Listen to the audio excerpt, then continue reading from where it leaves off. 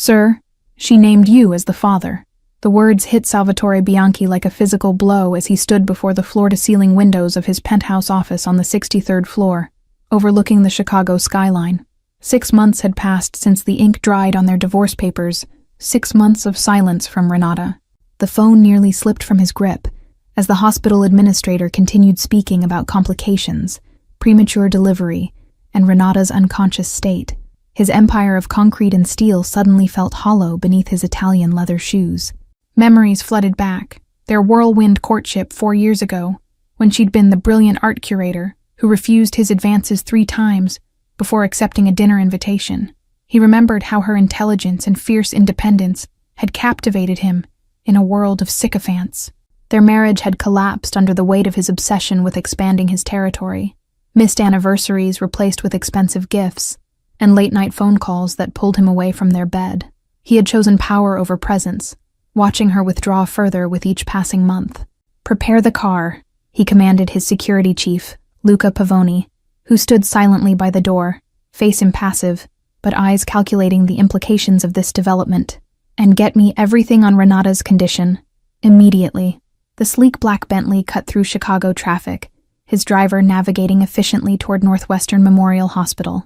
Salvatore's mind raced faster than the vehicle, calculating risks and vulnerabilities this unexpected child created. Behind the tinted windows, he loosened his tie for the first time that day, feeling the constriction in his chest that had nothing to do with the Egyptian cotton shirt or Italian wool suit. A child meant a new responsibility, a vulnerability his world could threaten. He had never considered fatherhood, had never imagined creating something more lasting than his criminal enterprise. His own father's lessons had been taught with closed fists and cruel expectations, a legacy of fear he had sworn never to pass on.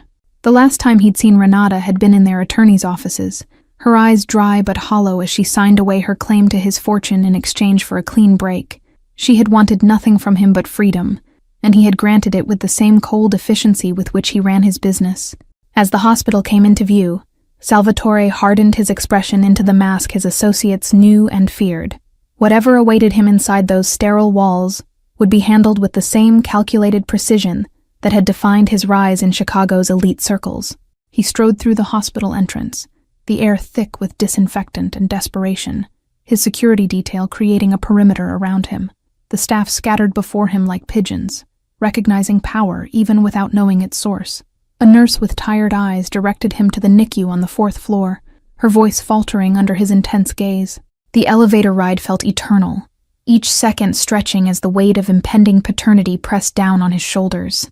Salvatore had faced down rival families, corrupt officials, and federal investigations without blinking, yet his heart hammered traitorously against his ribs as the elevator doors slid open.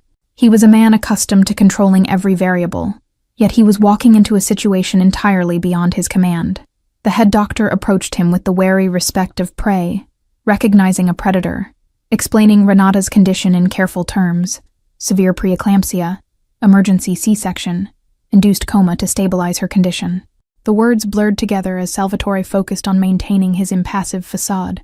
His son, a concept both foreign and oddly fascinating, had arrived 10 weeks early, fighting for life in an incubator, while machines monitored his every breath. 4 pounds, 3 ounces, the doctor said, as though this tiny measurement could possibly encapsulate a human life. Through the glass wall of the NICU, Salvatore caught his first glimpse of the tiny being with translucent skin and a maze of tubes connecting him to machines that sustained his fragile existence. Something unfamiliar stirred in his chest, an emotion he couldn't immediately identify or suppress. The hushed conversation of nurses ceased abruptly as he entered the room, their eyes widening in recognition or fear. He was accustomed to both reactions. A young nurse guided him toward the incubator, explaining the equipment in a voice that gained confidence as she focused on her area of expertise. "You can touch him through here," she said, indicating small circular openings in the clear plastic chamber. Salvatore hesitated, his hands, instruments that had ordered deaths and signed multi-million-dollar deals, suddenly seeming too large, too dangerous for this task. When his finger finally made contact with his son's miniature hand, the infant's fingers curled instinctively around it, a grip disproportionately strong for something so small. The connection sent an unfamiliar warmth radiating through Salvatore's body, temporarily dissolving the ice he had cultivated around his heart. Bianchi, the voice behind him, weak but unmistakable, sliced through the moment. He turned to see Renata in a wheelchair, her normally vibrant olive complexion ashen, dark circles shadowing her eyes, yet her gaze as direct and unflinching as ever. The nurse pushing her wheelchair stammered something about her not being cleared to leave her room, but Renata silenced her with a subtle gesture that reminded Salvatore of how perfectly matched they had once been, both accustomed to command without raising their voices. "I didn't want you here," she said, her voice betraying exhaustion, but none of the fear he detected in everyone else around him. "They called you against my wishes." Salvatore dismissed the staff with a glance, waiting until they had retreated beyond earshot before responding. "Yet you gave him my name on the birth certificate. It wasn't a question, but the beginning of a negotiation." "A moment of weakness," Renata admitted, her fingers twisting the blanket draped across her legs. "I was losing consciousness, and they needed a name for the paperwork." He moved closer to her, noting the stubborn tilt of her chin despite her obvious physical fragility. 6 months, Renata," he said softly, the dangerous quiet in his voice familiar to her. 6 months of carrying my child without a word. Her eyes flashed with the spirit that had first attracted him, defiant even in her weakened state. "I wasn't obligated to tell you anything after you made it clear your empire would always come first," she countered, each word carefully measured to strike its target. The tension between them hummed like a live wire, charged with unresolved anger, lingering attraction, and the new complication of their shared creation, fighting for life just feet away from their confrontation. Years of carefully constructed walls stood between them, yet a new bridge had formed without their consent. "The DNA test?" he asked, reverting to practicality, though they both knew the answer was evident in the infant's features, the same strong jaw and olive complexion that Salvatore saw in his own mirror each morning. "Already ordered," she replied, the ghost of a sardonic smile touching her lips. "I anticipated your thoroughness, if nothing else." The results arrived 3 days later while Salvatore sat beside the incubator, his jacket discarded, sleeves rolled up as he read financial reports with one hand and kept the other inside the chamber, maintaining contact with his son. The lab confirmation was a formality. He had recognized his own blood from the first moment. Renata had been discharged but remained at the hospital daily, their interactions a careful dance of civility stretched thin over unhealed wounds. They orbited their son like distant planets, never occupying the same space, passing information through nurses rather than directly engaging. "We need to discuss security," Salvatore said on the 5th day, breaking their unspoken agreement to communicate only about their son's medical condition. He had placed 2 guards outside the NICU door, but the hospital's open environment made him increasingly uneasy.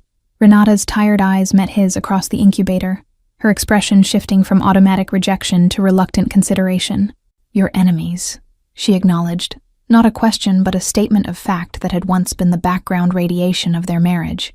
The word enemies hung between them, encompassing rival families, federal agents, and ambitious underlings, a constellation of threats that had once been abstract to her, but now cast shadows over their premature son.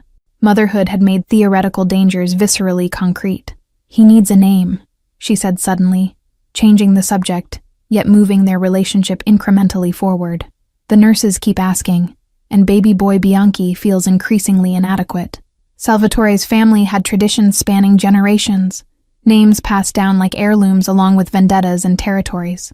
Yet looking at this fragile new life, he found himself reluctant to burden his son with the weight of the past.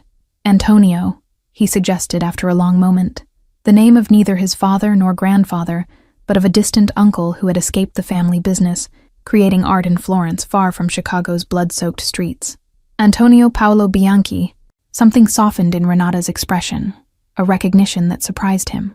"You remembered," she said quietly, fingers lightly touching the incubator glass. "The gallery in Florence with the sculpture garden where I said I felt most at peace." The connection momentarily bridged the chasm between them, a shared memory from their honeymoon when possibilities had seemed endless and their differences complementary rather than irreconcilable. The reminder of what they had once been hung in the air, painful in its contrast to their current reality. "I'll have papers drawn up," Salvatore said, retreating to practicalities, his default language. "A security team for both of you, living arrangements, financial provisions." Renata stiffened, her brief vulnerability evaporating. "I don't want your money," she stated, the same words she had spoken during their divorce when she had walked away from millions. "And I have my apartment in Lincoln Park. An apartment with street-level access, minimal security, and windows overlooking a public park," he countered, his tone making it clear these were unacceptable vulnerabilities. It might as well have a target painted on the door. The monitor tracking Antonio's heart rate beeped steadily between them, a rhythmic reminder of what was at stake beyond their pride and past grievances. Their son's needs transcended their complicated history, demanding solutions neither had anticipated 6 months ago. 1 month, Renata finally conceded, her voice barely audible above the medical equipment. "Until he's stronger and can leave the hospital, we'll discuss arrangements that don't involve me returning to your world." The DNA results were a formality Salvatore barely glanced at before signing the acknowledgement. Antonio's features already betrayed his lineage. The distinctive Bianchi brow and chin, unmistakable even in his miniature form, still fighting for life beneath the medical equipment. Renata observed Salvatore from across the room, noting the slight softening around his eyes when he touched their son's hand through the incubator port. This tenderness was a side of him she had glimpsed only in their earliest days together, before his empire consumed him. "The Genovese family will be monitoring the hospital records," warned Paolo, Salvatore's consigliere, during their discreet meeting in the hospital's private waiting room. A Bianchi heir changes the landscape of succession and alliances across the Midwest. Salvatore's jaw tightened at the mention of his rivals, calculating the threats from every angle while maintaining his outward composure. A child had never factored into his strategic planning, creating vulnerabilities he couldn't afford, but wouldn't abandon. "I've arranged for a secure floor at Northwestern," Salvatore informed Renata that evening, his tone leaving no room for negotiation. "Private nurses, enhanced security protocols, and medical equipment equal to what he has now." Renata's exhaustion couldn't mask her immediate resistance, fingers tightening around her coffee cup. "You think you can just rearrange our lives with a few phone calls and bank transfers, like relocating one of your businesses?" The pediatric specialist interrupted their brewing argument, explaining that Antonio had shown improvement, but would need specialized care for months. The medical reality silenced their personal conflict, forcing them to confront the practical demands of their situation. "One condition," Renata finally conceded, meeting Salvatore's gaze directly for the first time since his arrival at the hospital. "My work continues. The gallery opening next month goes forward regardless of these arrangements." Salvatore studied the stubborn set of her chin, remembering how her passion for art had been what first drew him to her 3 years ago at the exhibition where they'd met. Her independence had fascinated him then. Now it complicated their negotiation. "Your curator position can be managed remotely," he countered, already envisioning security arrangements for the gallery. Antonio's safety must take precedence over opening night cocktails and networking.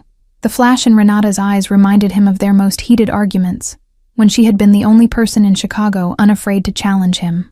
"My career isn't a hobby to be rescheduled around your priorities," she stated, her voice low but resolute.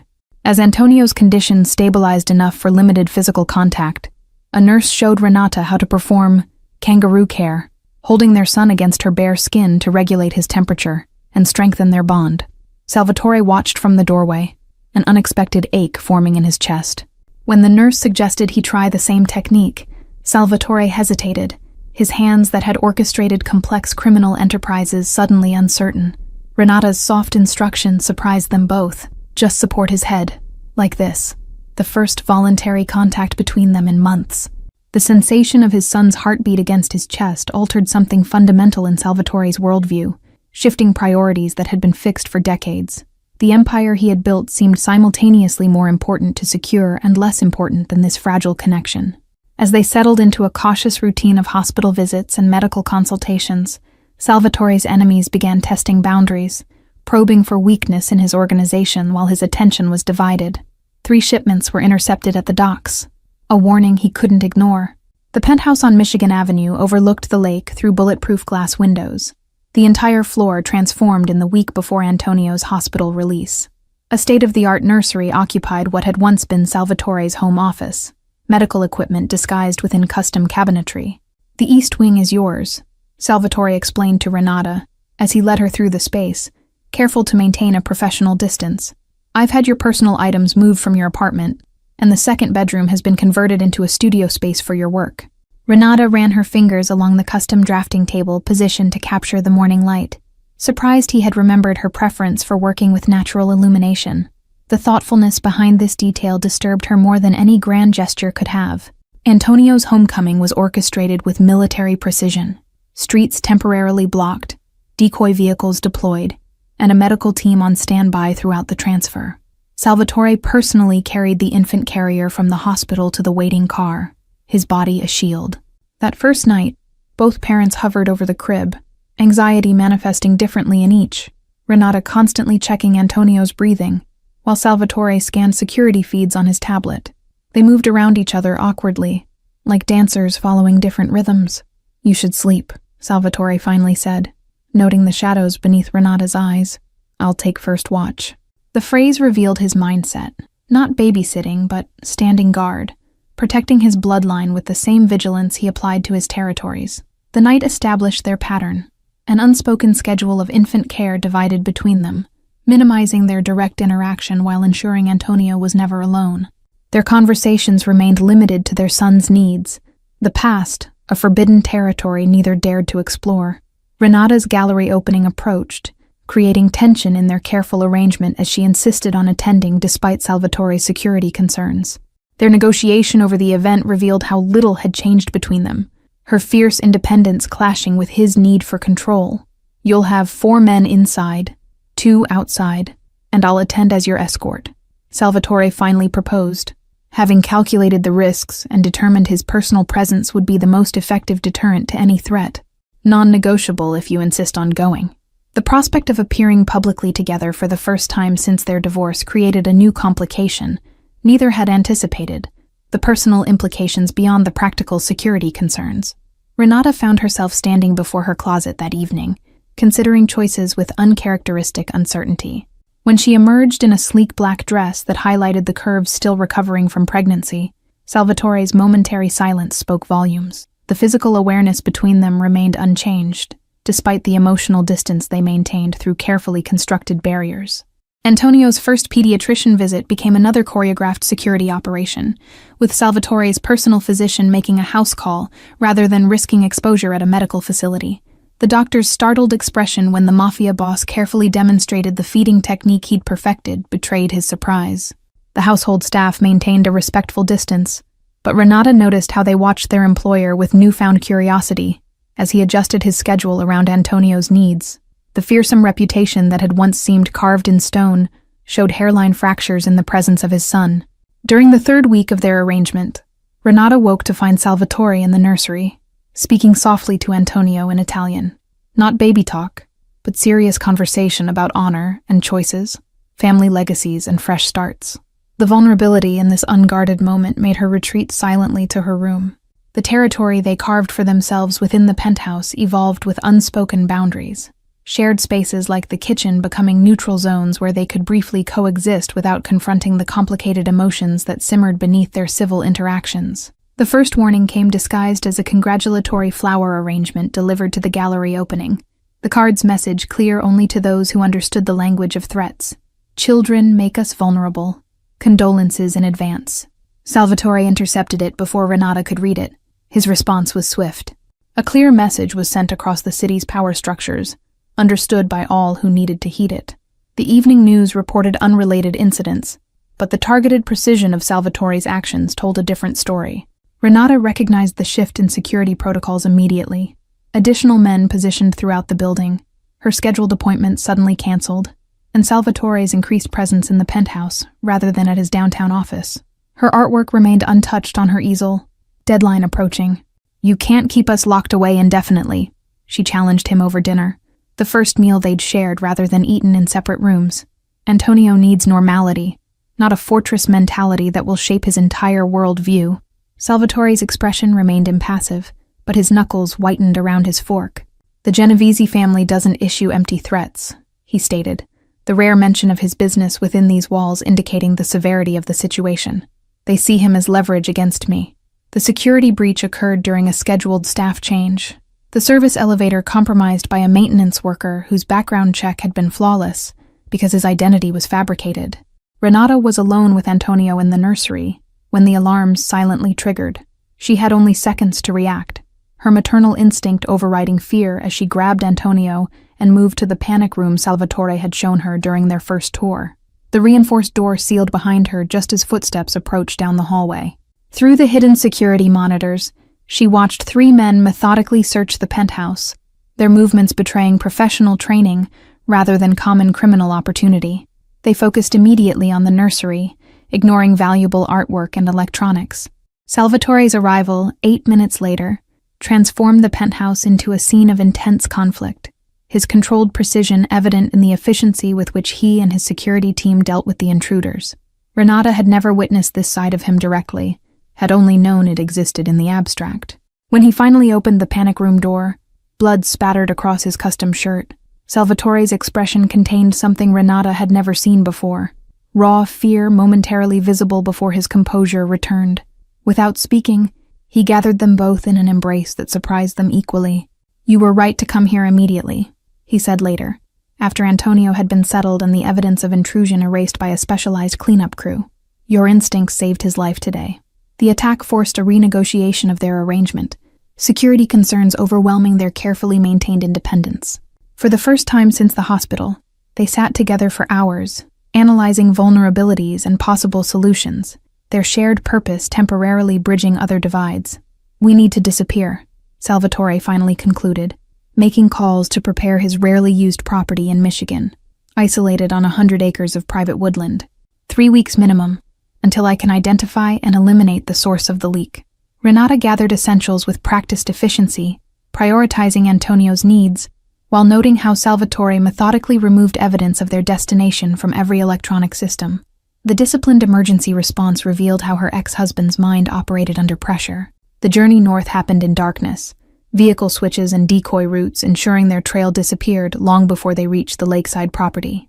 Antonio slept through the complex maneuvers, unaware that his existence had redrawn the boundaries of Chicago's criminal landscape. The lake house revealed a side of Salvatore that Chicago never witnessed, practical rather than luxurious, with stone fireplaces and sturdy furniture built for function over appearance. The isolation stripped away pretenses, forcing a simpler existence focused on Antonio's needs. Renata discovered Salvatore's unexpected domestic capabilities the first morning, when she entered the kitchen to find him preparing eggs and coffee with the same precision he applied to everything. "My mother insisted I learn," he explained, noticing her surprise. She believed dependence was a weakness. The mention of his mother, a topic he had avoided throughout their marriage, opened a small window into his past. Renata found herself sharing breakfast with him, Antonio sleeping peacefully in the portable bassinet beside them, their conversation cautiously exploring neutral territory. Days passed in a strange domestic rhythm, security concerns creating forced proximity as they shared responsibility for Antonio, while Salvatore coordinated his Chicago operations remotely. Renata continued her gallery work on her laptop, occasionally asking his opinion on exhibition layouts. The Lake House Library revealed another surprise. Shelves lined with art history volumes and rare exhibition catalogs Salvatore had collected over years, including several featuring Renata's early curatorial work. When questioned, he simply stated, "I followed your career," the admission hanging between them like an unfinished conversation. During a thunderstorm that knocked out power to the property, they sat by firelight sharing stories they'd never exchanged during their marriage. Renata's childhood in foster homes that fueled her determination for independence. Salvatore's first rebellion against his father's brutality at 12, when he'd hidden a wounded stray dog in his bedroom for weeks. "You never talked about wanting children," Renata said one evening, as they sat on the porch, the sunset painting the lake copper, while Antonio dozed in her arms. "It was one of the agreements that made our relationship seem compatible at the start." Salvatore studied his son's sleeping face, his expression unusually unguarded. "I convinced myself it was a choice about vulnerability and legacy," he admitted, "but watching my father's cruelty shaped me more than I acknowledged." The confession hung between them, neither rushing to fill the silence that followed. Renata finally reached across the space separating their chairs, her fingers briefly touching his wrist, in a gesture that acknowledged his revelation, without demanding more than he could give. As Antonio began to smile and respond to their voices, their shared delight in his development created moments of genuine connection. Salvatore recorded each milestone meticulously in a leather journal, his attention to detail applied to parenthood, with the same intensity he gave his business. "You're different with him," Renata observed one afternoon, as Salvatore patiently sang an Italian lullaby while walking Antonio through a fussy period. "Present in a way you never were with me." The observation contained no accusation, just a quiet truth they both recognized. Salvatore continued his gentle movement, considering his response carefully before meeting her eyes directly. "Near-death experiences have a way of clarifying priorities," he finally said.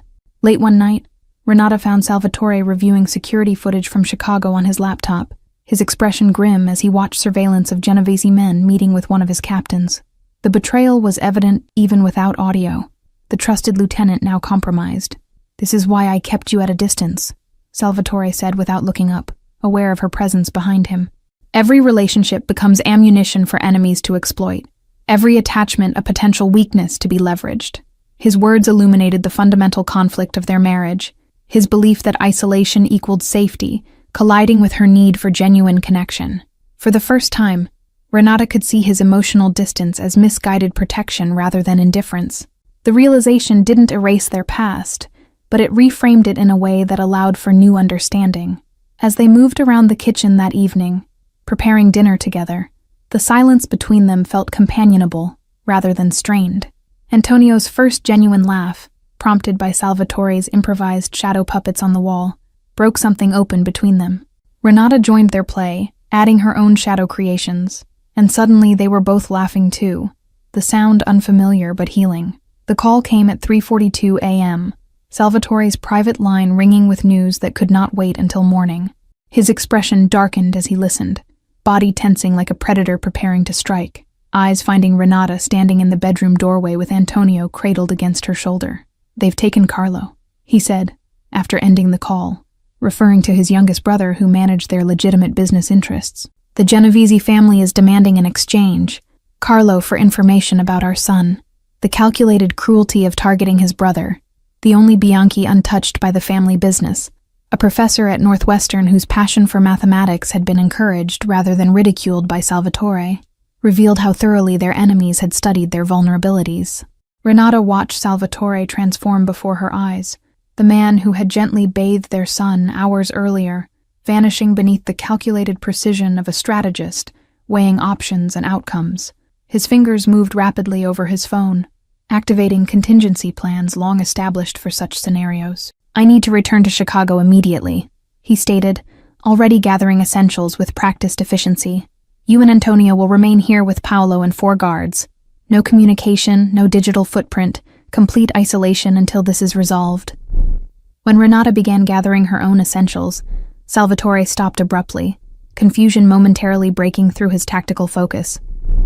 "What are you doing?" he demanded, watching her methodically pack Antonio's specialized formula and medication. "Your brother is being held in the abandoned Genovese shipping warehouse near Navy Pier," she stated calmly, continuing her preparations. "I recognized the background in the photo they sent. It's the same architecture as buildings I documented for my industrial photography series last year." Salvatore stared at her as though seeing her for the first time, reassessing capabilities he had underestimated throughout their relationship. Her art career had taken her into spaces he had never considered relevant to his world, creating knowledge he now desperately needed. "This isn't your fight," he said finally, the protest sounding hollow even to his own ears. "You have Antonio to consider now. Your priorities have changed." Renata met his gaze steadily, her resolve unwavering. "Carlo tutored me in Italian when we first met, brought me soup when I had the flu, and never once treated me as an accessory to your power," she reminded him. "Family isn't just about blood, Salvatore." Salvatore's phone buzzed with surveillance photos from the warehouse perimeter, revealing armed guards positioned at strategic entry points. The Genovese family had anticipated his response, preparing a potential ambush that would eliminate both Bianchi brothers in one calculated strike. "There's a maintenance tunnel beneath the east loading dock," Renata explained, sketching a rough map from memory. "I documented it for a series on industrial architecture. The original blueprint showed access points that weren't sealed during renovations." The realization that her artistic eye had captured details his security team had missed shifted something fundamental in Salvatore's perspective. Her gallery work, which he had once viewed as a charming hobby rather than serious profession, had unwittingly created intelligence more valuable than his paid informants. The journey back to Chicago happened under cover of darkness. Antonio left in the secure care of Salvatore's most trusted security detail, while they traveled with minimal personnel to maintain stealth. Renata's knowledge of the warehouse district provided access points unknown to Salvatore's men. "Why did you really leave?" Renata asked during the silent drive, the question that had remained unasked during their divorce proceedings. "Not the reasons you gave my attorney, but the truth." Salvatore kept his eyes on the road, knuckles white against the steering wheel as he navigated through the darkness. "Because I saw the path we were on," he finally answered, words forced out like physical pain. "My father destroyed my mother with this life, slowly, methodically, until nothing remained of her." The confession continued, words flowing as though a dam had broken within him. "You were becoming cautious, looking over your shoulder, checking your coffee before drinking it. Small things most wouldn't notice, but I saw her in you, the beginning of the same destruction." Renata absorbed this revelation in silence, reassessing their past through this new lens. The divorce she had experienced as abandonment had been, in his distorted view, an act of protection, tragically misguided, but stemming from something other than indifference. Their infiltration of the warehouse district utilized both their strengths, Salvatore's strategic mind paired with Renata's intimate knowledge of the architectural layout. They moved in silent coordination, communicating through gestures and shared understanding that transcended their years apart. They found Carlo bound to a chair in the central office, relatively unharmed but clearly shaken by his abrupt introduction to the violence that existed at the periphery of his carefully constructed academic life. His eyes widened at the sight of Renata alongside his brother. The successful rescue of Carlo without casualties or police involvement represented a turning point for both Salvatore and Renata. The shared danger had stripped away pretenses, forcing honesty about their capabilities and priorities in ways their marriage never had. Back at the penthouse, with Antonio safely returned from the lake house, they faced decisions that would determine not only their own futures, but the path their son would walk. The fragile peace between rival families had been irreparably damaged by the Genovese overreach. "I want something different for him," Salvatore admitted as they stood over Antonio's crib, watching their son sleep peacefully, unaware of the violence that had touched his extended family. Not this constant vigilance, not relationships defined by strategic value rather than genuine connection. Renata studied Salvatore's profile, noting the weariness that had nothing to do with physical exhaustion. "Change doesn't happen through wishing," she said gently, challenging him without accusation. "It requires choices that may seem impossible from where you stand." In the following days, Salvatore spent hours in closed-door meetings with his consigliere and captains, emerging with decisions that sent shockwaves through Chicago's criminal hierarchy. Strategic territories were sold or transferred, legitimate businesses strengthened and expanded. "You're consolidating," Renata observed one evening, finding him surrounded by legal documents in his study. "Pulling back to essentials rather than expanding further." The handwritten ledger hidden behind Salvatore's primary accounting records revealed the truth of his operations. Territories being transferred to distant cousins, investments liquidated and moved offshore, criminal enterprises systematically dismantled while appearing outwardly unchanged to rivals. "My father measured power in blood and territory," Salvatore explained when he caught Renata studying the documents. "I've learned that true influence comes from making yourself necessary rather than feared. Financial systems, political connections, legitimate enterprises that can't function without you." The transformation had begun months before Antonio's birth, Salvatore admitted, triggered by witnessing the tragic consequences of a rival's downfall, particularly its impact on his family. That night had planted the seed that eventually flowered into his divorce.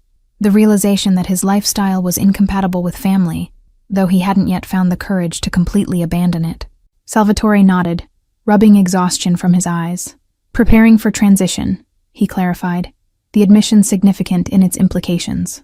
"My father built through conquest, but true legacy requires sustainability, legitimate power that doesn't depend on fear to maintain it."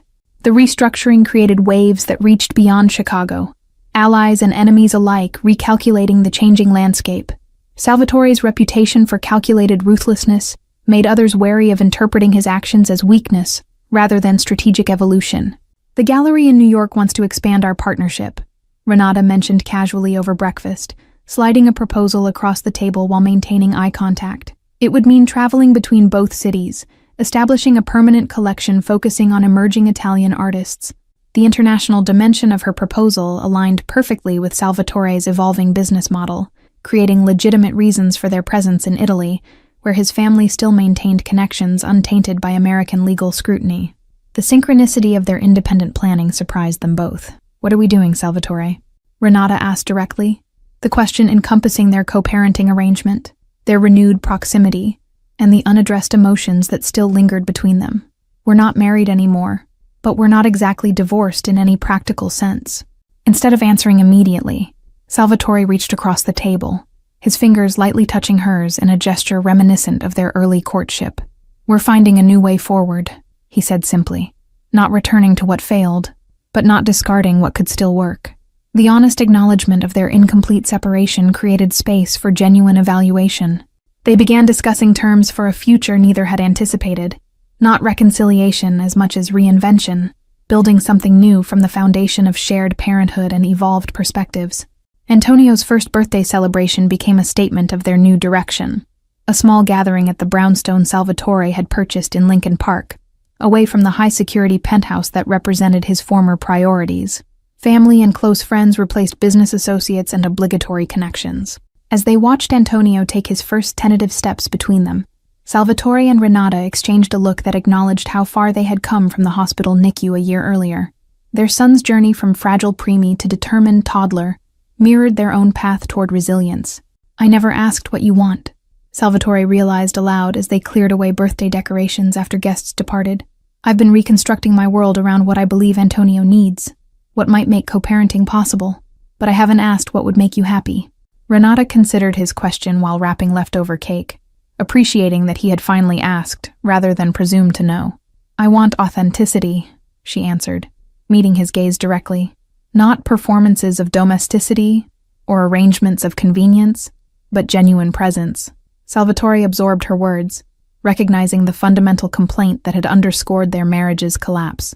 His physical presence had never been matched by emotional availability, his attention divided between her and the constant calculations his position required. "I'm learning," he acknowledged, the admission lacking his usual certainty. "When you left, I maintained control by convincing myself it was inevitable, that our worlds were incompatible by nature rather than by my choices." The conversation continued late into the evening, more honest than any they had managed during their marriage. Renata described her loneliness within their relationship, while Salvatore confronted how his father's emotional absence had become the template he unconsciously followed. 3 months later, the New York gallery opening provided the perfect cover for their strategic expansion. Salvatore's legitimate import business partnered with Renata's exhibition of contemporary Italian sculpture, their professional collaboration a public face for deeper private changes. Antonio thrived in his new environments, adaptable in the way of children whose security comes from relationships rather than locations. His vocabulary expanded to include Italian phrases Salvatore taught him alongside the English Renata spoke, his identity already bridging multiple worlds. "The Genovese family has acknowledged our strategic adjustments," Paolo informed Salvatore during their weekly briefing, expression carefully neutral. "Their focus has shifted to Detroit since our reevaluation of certain enterprises. The strategic retreat from specific criminal operations had been calculated to reduce exposure while maintaining essential revenue streams. Salvatore's empire was evolving rather than diminishing, transitioning toward longevity through legitimacy, without sacrificing the power that protected his family." Renata found Salvatore in Antonio's room one evening, the toddler asleep while his father sat watching over him with an expression she had never seen during their marriage. Vulnerability without strategic purpose was new territory for him, as significant as his business restructuring. "He has your determination," Salvatore observed as she joined him, referencing Antonio's persistent attempts to climb furniture beyond his capability. "And your eye for beauty. Watch how he arranges his toys by color without being taught." The casual observation revealed how closely Salvatore studied their son, noticing patterns and preferences Renata herself had only vaguely registered. His attention to detail, once devoted primarily to identifying weaknesses in rivals, now focused on understanding the person their son was becoming. The security breach in their Chicago residence had necessitated a complete overhaul of Salvatore's inner circle, with Paolo conducting extensive background investigations into every associate. The betrayal had come from Angelo, Salvatore's childhood friend, whose gambling debts to the Genovese family had created an exploitable weakness. Their new security protocols operated on a need-to-know basis, with information compartmentalized even among trusted lieutenants. Salvatore had learned from corporate structures, rather than traditional mafia hierarchies, implementing oversight systems that prevented any single person from possessing complete operational knowledge. The transition created natural attrition among old guard members, uncomfortable with legitimate business practices, allowing Salvatore to promote younger, education-oriented associates with skills in finance and technology. The organization was evolving generationally, preparing for Antonio to inherit something sustainable rather than constantly vulnerable to legal prosecution. "I've been offered a visiting curator position in Florence for the summer," Renata mentioned, testing his reaction to potential separation after months of carefully reconstructed closeness. 3 months at the Uffizi, developing an exhibition on contemporary interpretations of Renaissance techniques. Instead of the possessive resistance she might have expected from the old Salvatore, he considered the opportunity from multiple angles before responding. "The Tuscan villa needs renovation before winter," he noted thoughtfully. "Antonio would enjoy exploring the gardens while the work is done." The assumption that they would function as a family unit during this international opportunity wasn't stated explicitly, but embedded in his response.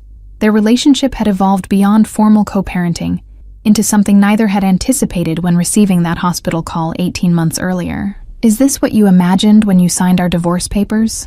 Renata asked as they stood on the terrace of their New York apartment, the city lights creating a private constellation around them. This strange new configuration that isn't quite marriage, but isn't separation either? Salvatore's laugh contained genuine amusement rather than deflection. "I imagined you free from danger and myself focused entirely on business," he admitted. Antonio rewrote possibilities I had eliminated as impossible. The formal ceremony happened on Antonio's 2nd birthday. Not a wedding, but a naming celebration that functionally reunited the Bianchi family without legal documentation that could be leveraged against them. Their closest allies recognized the significance without needing explicit explanation. Traditional vows had been replaced with private promises, more meaningful for their specificity. Salvatore committed to presence over perfection, while Renata promised understanding of his protective instincts without surrendering her independence to them. They built bridges between their different worlds. Thank you all for following this story. If you enjoyed it, please write in the comments where you're watching from. And don't forget to like, subscribe, and share the video, as your support is important for me to continue creating here.